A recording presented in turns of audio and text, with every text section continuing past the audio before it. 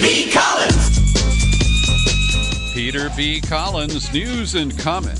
It's Friday, October 18th, 2019. There is a troubling op-ed published by the New York Times today under the byline of Admiral William H. McRaven, the former commander of U.S. Special Operations Command. And my interpretation of this, and I'm linking to it, and I invite your comments as well, is that he is grooming us for the prospect of a military coup. So I printed this out. It runs 2 pages, and the first page is just a lot of hoop-de-doo about the great American military and how wonderful we are and how we fought for the good guys and are the good guys. And then he gets into his message points. Referring to his friends and colleagues in the military, he says, the America that they believed in was under attack, not from without, but from within. One retired 4-star general grabbed his arm when he was at Fort Bragg recently and shouted, "I don't like the Democrats, but Trump is destroying the Republic." McRaven argues if we don't care about our values, care about our duty and honor, don't help the weak and stand up against oppression and injustice, what will happen to the Kurds, the Iraqis, the Afghans, the Syrians, the Rohingyas, the South Sudanese, and the millions of people under the boot of tyranny or left abandoned by their failing states? And then he gets to the payoff here. And if this president doesn't understand their importance, the qualities and the issues that he lays out here, if he doesn't demonstrate the leadership that America needs both domestically and abroad, then it is time for a new person in the Oval Office.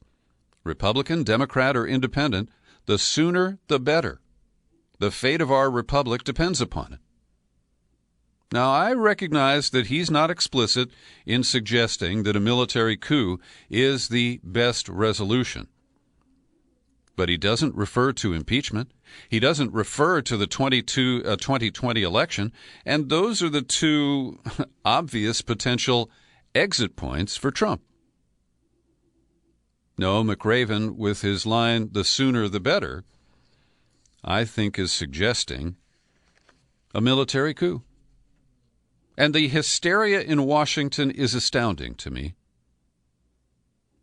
The way Trump's bungled retreat from Syria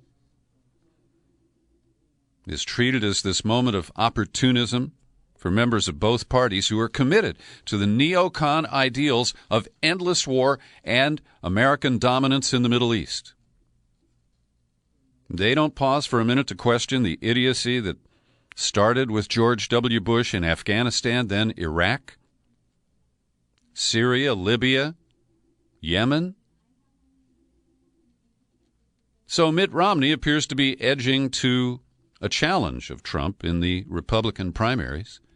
He delivered his strongest speech on the floor of the Senate yesterday, calling Trump's so-called abandonment of the Kurds a bloodstain on the annals of American history.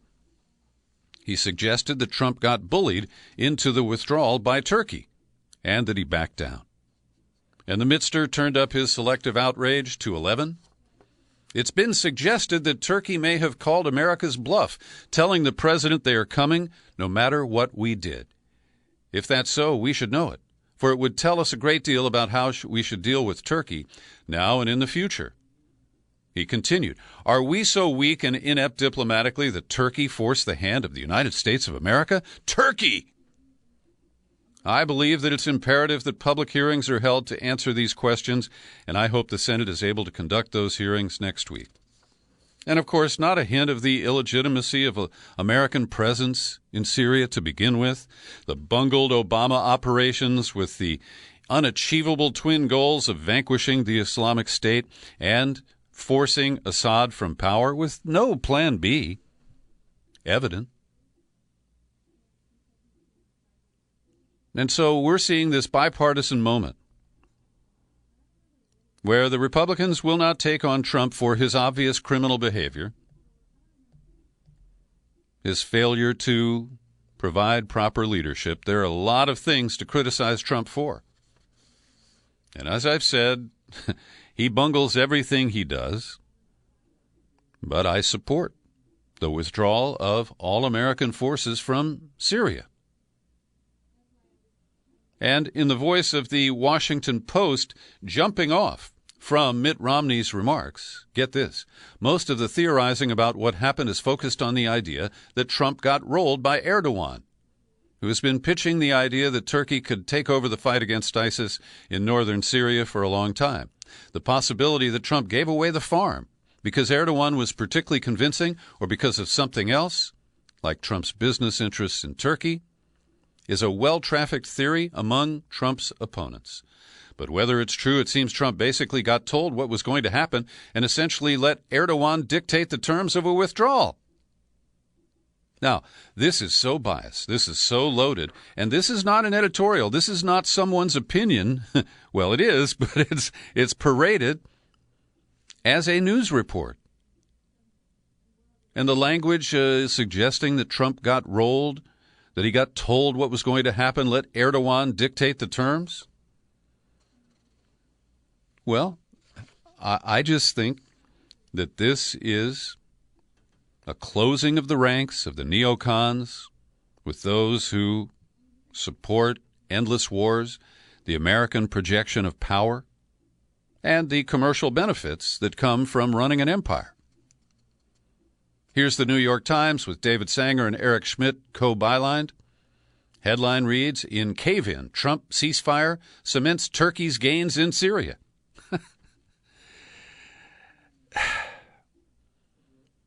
The whole idea is a false notion that the U.S. is singularly the world's superpower and has to control everything. And they don't acknowledge that American influence is negative in the Middle East.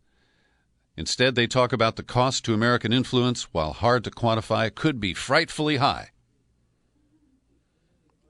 We had no business in Syria. We could not sustain the complex system of all these proxy fighters. And in all of this, we get a heavy dose of Russophobia because Russia backs Syria. And Russia saved Obama's ass from pressure to insert large numbers of U.S. troops into Syria. And Obama and his advisors never get blamed for the incredible, dicey situation that we have been in there for years. The argument from Nancy Pelosi recounting her heated discussion with the president at the White House on Wednesday. She said she asked him how his strategy fit with his announcement last week that nearly 3,000 more troops were being deployed to Saudi Arabia. Now, we should hear more opposition to that. As I pointed out, that was the original cause of the fatwa issued by Osama bin Laden, American troops on Saudi soil. And Trump says, oh, the Saudis are going to pay us for it, which turns us into mercenaries. As I've repeatedly pointed out, we have no treaty obligations with Saudi Arabia, and we have no business deploying troops there to protect them from blowback from their misguided war in Yemen that we continue to support. Now, one tidbit that has surfaced is that the so-called ISIS prison, where up to 1,000 people walked away, apparently was populated mostly by Syrians who had been in the crosshairs of the Islamic State and the efforts to roust them. But the image you get in the United States is that every one of them is a deadly terrorist who is getting on a plane tomorrow to find a place in the United States to do some terrorism. Well, Belgium, France, and Germany have at least tentatively agreed to take control of their citizens who volunteered for the Islamic State and have been locked up in detention camps along the border with Turkey.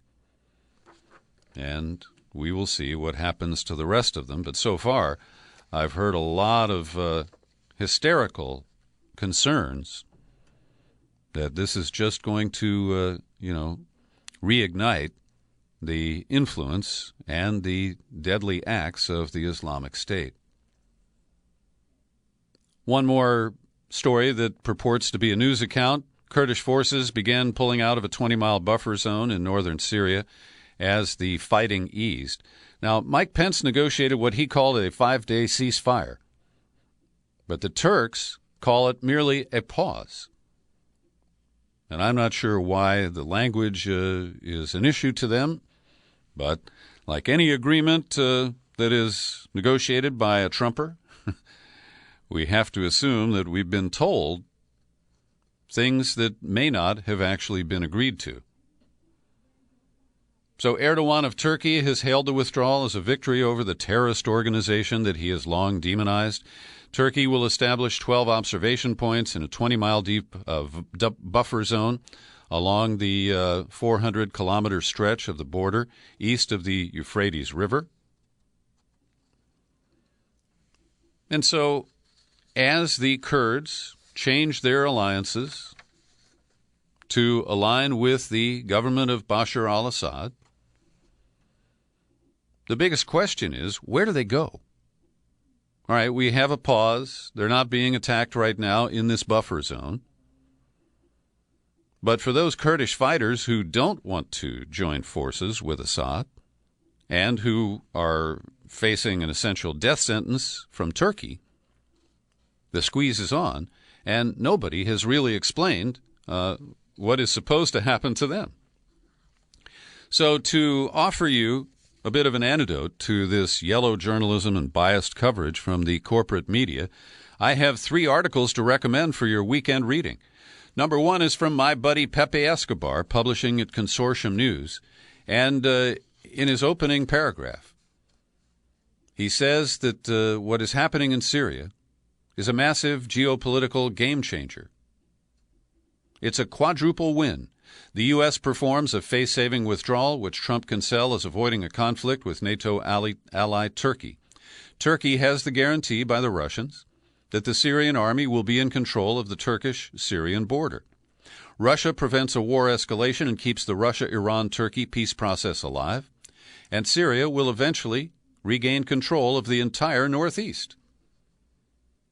And he concludes Syria may be the biggest defeat for the CIA since Vietnam. So there's much more to the story. He goes into some deep history, some recent history.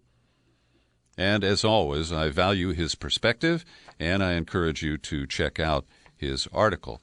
Also at Consortium News and cross-posted at the Gray Zone Project by Gray Zone editor Max Blumenthal, based on his recent reporting visit to Syria, where he was demonized by establishment journalists as some sort of a sellout and an apologist, which, of course, is not true.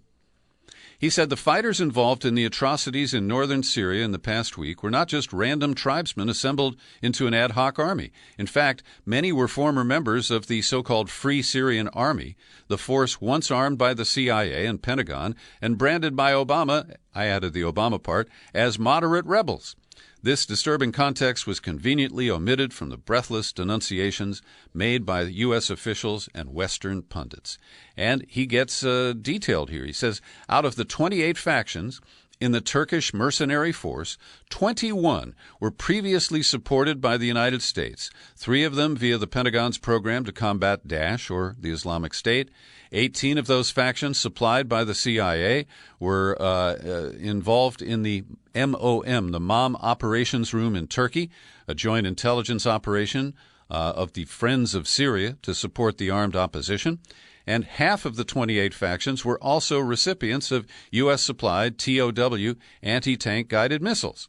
In other words, Blumenthal says, virtually the entire apparatus of insurgents arrayed against Assad and armed and equipped by the Obama administration has been repurposed by the Turkish military to serve as the spearhead of its brutal invasion of northern Syria.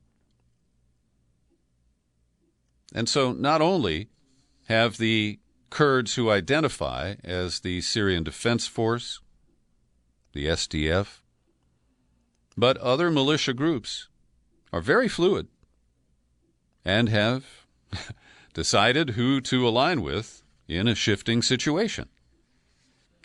And this undermines the claims of the Kurdish slaughter. It's still a possibility. But most people assume that the status quo doesn't really change, And that is a mistake when you talk about many of these fighting groups. I want to highly recommend Danny Serson's latest piece over at Truthdig. A few quotes. "I hate to say I told you so," says Danny, "but as predicted in the wake of Trump's commanded military withdrawal from northeast Syria, the once U.S.-backed Kurds cut a deal with the Assad regime." And he acknowledges the Pence-brokered 5-day ceasefire. He says, admittedly, Trump, the dealmaker, ought to have brokered something similar before pulling out and before the Turkish army and its Sunni Arab Islamist proxies invaded the region and inflicted significant civilian casualties. The execution has been sloppy, of course, a Trumpian trademark, and the human cost potentially heavy. Nonetheless, the U.S. withdrawal represents a significant instance of the president actually following through on campaign promises to end an endless American war in the Middle East. Still, while the situation in northeast Syria constitutes a Byzantine mess, it's increasingly unclear that a continued U.S. military role there would be productive or strategic in the long term. What's truly striking is that Trump possesses the power to derail the Democrats and place 2020 hopefuls in an awkward position of defending America's forever wars. And I give Danny high marks for his critical thinking and analysis. And if you've heard the 2 interviews that I've done with him here at the podcast, I think you'll know what I mean. He says, take, for example, Trump's decision to impose sanctions on Turkey after greenlighting the very invasion he now seeks to punish. Yes, he does have a consistency problem. And then Danny notes the increase in forces, American forces, in Saudi. He says, nevertheless, Trump's Democratic opponents have bet big on using Syria to attack the president without providing any real alternatives to withdrawal. And in doing so, they might just hand Trump a winning hand in 2020. And he argues that to distract from impeachment, that Trump could end one of the endless wars about every 90 days and leave the Democrats flagging. Every day I pause for a minute to thank the people who support my work here at the Peter B. Collins Podcast with your subscriptions. Great people like Robert Liebs, Billy Cook, Suzanne Bowen, and Faith Peoples. They're each generous contributors, and I really appreciate that. You can join them. Visit peterbcollins.com, click on Menu, then click on Become a Subscriber. You'll hit the sign-up page, and it's easy to take it from there. I'd also like to alert my Bay Area listeners that on Thursday, next Thursday, October 24th, I will be moderating a panel for the ACLU at an event here in San Rafael. And it's an interesting lineup of panelists. We'll be talking about criminal justice issues. And I'm going to put up a link to the information about the event and a way to get tickets if you are so inclined. Well, on Monday, I headlined my podcast with an accusation of yellow journalism related to Syria and particularly to the coverage of Democratic candidate Tulsi Gabbard of Hawaii. Now, as I've said, I am interested in hearing Tulsi's positions, and she is different from all the other candidates as a soldier who opposes our ongoing regime change wars. And in the debate from Ohio on Tuesday night, Gabbard attacked the New York Times and the CNN, just CNN, and it was highly justified. And I pointed out on Monday the yellow journalism that was used to smear Tulsi Gabbard by highlighting support that she gets from non-Democrats, including some that I find distasteful. They describe her as isolationist, causing head-scratching for Democrats. What is she all about? It's confusion, they say. But if you listen to her, she has a very clear agenda related to U.S. foreign policy. And in the debate, she offered this statement: Donald Trump has the blood of the Kurds on his hands, but so do many of the politicians in our country from both parties who have supported this ongoing regime change war in Syria that started in 2011, along with many in the mainstream media who have been championing and cheerleading this regime change war. And not only that, the New York Times and CNN have also smeared veterans like myself for calling for an end to this regime change war. Just 2 days ago, the New York Times put out an article saying that I'm a Russian asset and an Assad apologist. and all these different smears. Now, she slightly misstated it because the article on October 13th in the Sunday New York Times simply infers that she is a tool of Russia. And they notice how RT, the Kremlin-backed news agency, gives her coverage that they consider to be excessive. And so what is curious is in the follow-up piece, which was buried in the October 15th edition of the Times, and I only found it through a Facebook post, they deny that they inferred that she is a Russian asset. And I think they could have denied that they explicitly called her a Russian asset, but it's not true, in my view, to deny the inference. So I find that curious because they don't examine her claims. They don't examine her positions. They don't look at what I've just described for the last 15 minutes here about the mistakes made in Syria by Obama and continued until Trump has attempted to cut our losses. They repeat the smear that she's an isolationist, and then they trot out Pete Buttigieg, the reliable, conservative, pro-military, pro-neocon guy. Part of what makes it possible for the United States to get people to put their lives on the line to back us up is the idea that we will back them up too. And that is a New York Times approved talking point. Hillary Clinton piled on against Gabbard as well. And before I get to that, and I don't want to forget, Max Blumenthal tweeted this morning that he saw Hillary and Chelsea Clinton on C-SPAN hawking their new book. And they took a phone call from a viewer who ripped into Hillary for her function as Secretary of State during the change of government.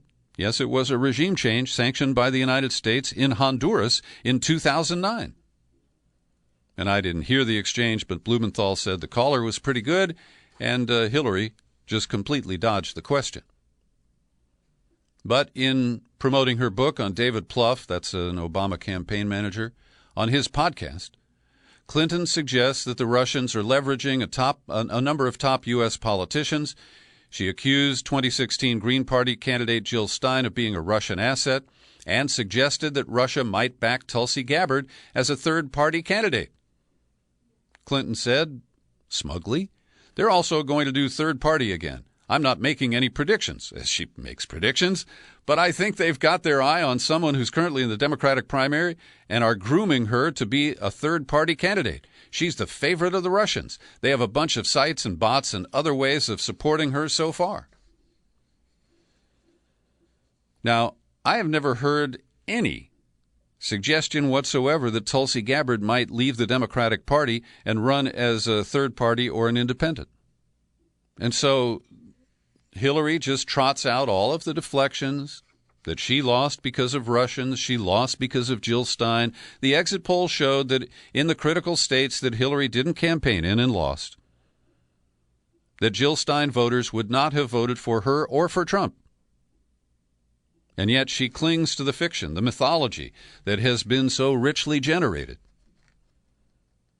that it's the Russians' fault and that their new puppet is Tulsi Gabbard. It's really insulting. And to see this published without any counter just shows how far our media has descended into propaganda and controlled speech. And speaking of speech and propaganda, Mark Zuckerberg this week gave a little talk over at Georgetown University talking about Facebook, its impact on elections, and their attempts to monitor speech without censoring it. And Zuck said that he worries about an erosion of truth online, but defended the policy that allows politicians to run ads containing misrepresentations and lies on Facebook. People worry, and I worry deeply, too, about an erosion of truth. At the same time, I don't think people want to live in a world where you can only say things that tech companies decide are 100% true. And I think those tensions are something we have to live with. Now, one of the canards here that I believe Facebook and Zuckerberg promote is that there's a big difference between a post that I put up with a political point of view and a deceptive ad, an intentionally false ad that Facebook is paid to run by a political campaign. And Facebook has the right to decline ads for almost any reason. And yet, like Twitter, they have this bizarre argument that politicians deserve to be able to lie to the public and have it amplified on our platforms. So Zuck is supposed to testify next week at a congressional hearing, and he appears to be begging for federal regulation. And we will see if Congress has the appetite for that. I would support it. But he seems to believe that regulation will lock in his monopoly at Facebook and Instagram, to a lesser extent, WhatsApp. But I want to recommend, and I've linked to it in my show file for this podcast, a blistering op-ed written by Siva Vaidhyanathan. And I'm sorry, that's a long name, and I did my best with it. She is a professor of media studies at University of Virginia and the author of a book called Anti-Social Media, How Facebook Disconnects Us and Undermines Democracy.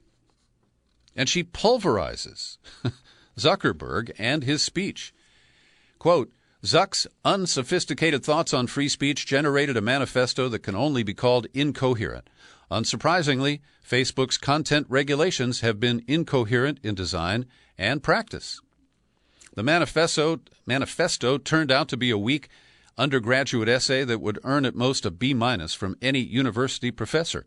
Zuckerberg outlined a facile and incomplete history of the expansion of legal speech in the U.S., misapplied it to his own global private company, and offered the shallowest of platitudes about the value of two of his favorite phrases, giving more people a voice and bringing people together. The speech was so weak and poorly structured, she says, that it could not have served as worse evidence in an argument for the value of speech itself. And in response to Elizabeth Warren's intentional placement of an intentionally false ad, the op-ed reads, criticized widely, including by Elizabeth Warren for deciding not to remove obviously misleading political ads, Zuckerberg defended the decision with false modesty. I don't think it's right for a private company to censor politicians in a democracy. And the rejoinder, that's not a bad position to take, even if it obscures two key facts. Facebook is uniquely powerful in the world with 2.5 billion worldwide users, and Facebook is spectacularly inconsistent, if not incompetent, at enforcing its own policies. Zuckerberg has never acknowledged that Facebook is too big to govern or reform. Even considering just political advertising in the U.S., Facebook would have to patrol hundreds of thousands of ads for races at all levels of government. They can't. They don't. And they say they won't. I don't agree. Now to today's impeachment file. Kind of a day off on Capitol Hill for the investigations. But Mick Mulvaney yesterday made the comment that, yes, we did link the aid to Ukraine with the investigations that Trump was seeking, telling us that we should get over it, and that's why we held up the money. 6 hours later, he attempted to walk it back, and Adam Schiff is credible on this. He said Mick Mulvaney's walk back of his quid pro quo admission is not the least bit credible. Now, the Democratic talking points, where do I have them here?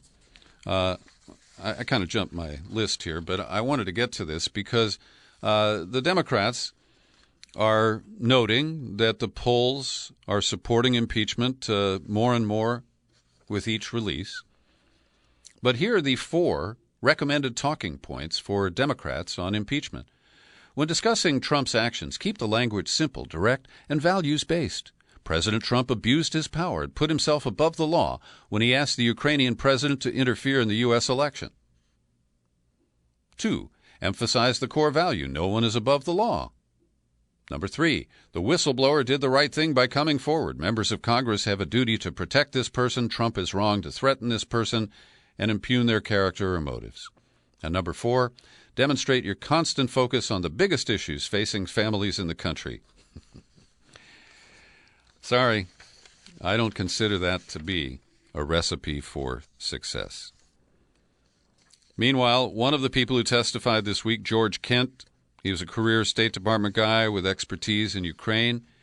He disclosed that back in 2015, he raised the alarm about Hunter Biden's accepting that board job at Burisma Holdings, saying it would complicate efforts by U.S. diplomats to convey to Ukrainian the officials, corruption.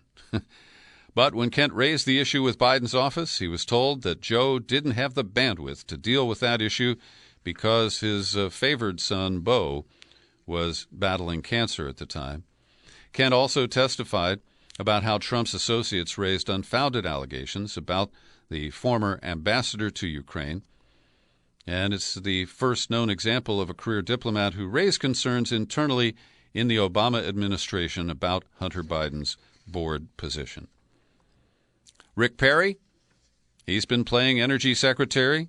He's implicated in both helping Rudy Giuliani with the effort to pressure Ukraine to conduct investigations.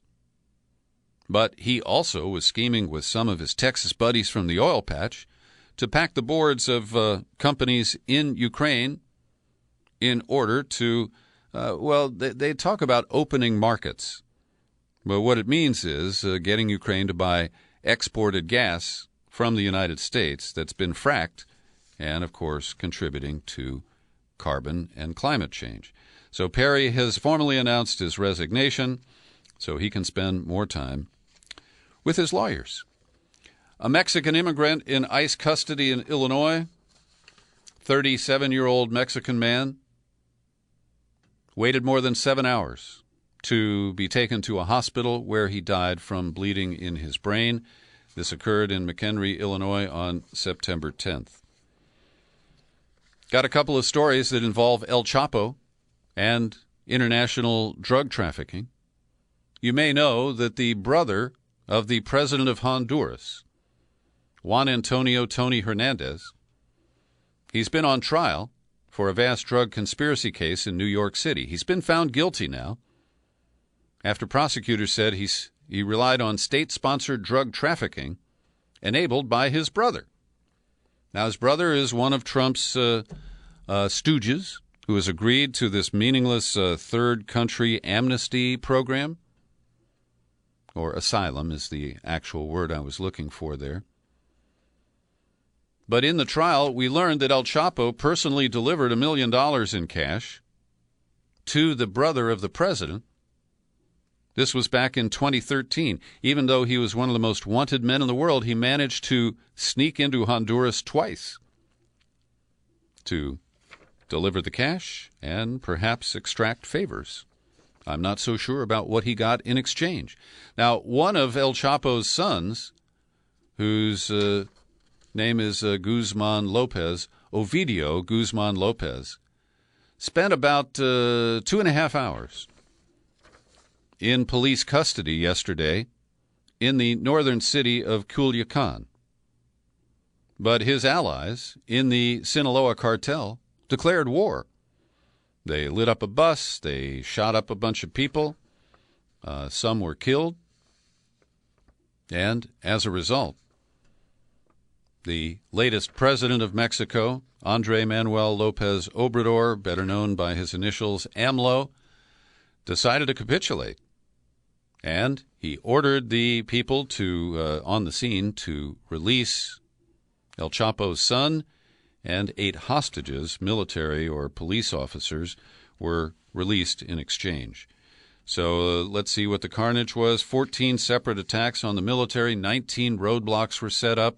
They had pickup trucks with 50 caliber machine guns, and at least 8 people were killed, 21 wounded.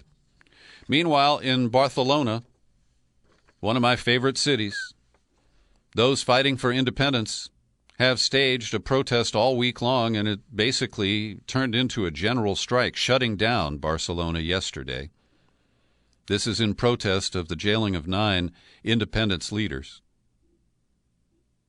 500,000 people took part in the demonstrations, and they surrounded the Gaudi Cathedral, Sagrada Familia, as part of their protest.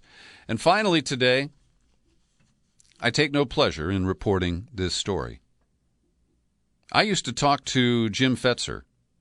He's a professor, I think, in North Dakota. And a guy named Mike Palecek. I think he's from South Dakota. And Mike's written some books, and I interviewed Fetzer a long time ago about 9/11, and I stopped talking to him because I didn't find him credible. And Mike Palecek has written some things that I thought were interesting, but the two of them collaborated on a book called Nobody Died at Sandy Hook. And in particular, they claimed that the death certificate of a boy named Noah Posner was fake. Now, I have to say that I have raised questions about the accuracy of reporting about the shooting at Sandy Hook School. I'm uncomfortable with the way the town of Newtown in the state of Connecticut made the investigation closed, and they prevented critics, including extremists like Fetzer and good old Alex Jones, from fully investigating it. And it did lead to, I think, conspiratorial thinking. Now, my critique is that I listened to live coverage of the shooting at Sandy Hook on the day it occurred. And reporters were clearly following the lead that there was a second shooter. And that's just one of the inconsistencies between the live reporting and the ultimate narrative that surfaced. So I'm sympathetic to Fetzer and to Palecek. Palecek settled early, undisclosed settlement with Posner, but Fetzer took it to trial and lost, and has been ordered to pay the survivors, the Posners, $450,000. Thanks for joining me today for my News and Comment podcast. You are free to share it all over the place because it's free. You'll find it on YouTube, and I'm still Peter B. Collins. Happy trails to you until we meet again. Happy trails.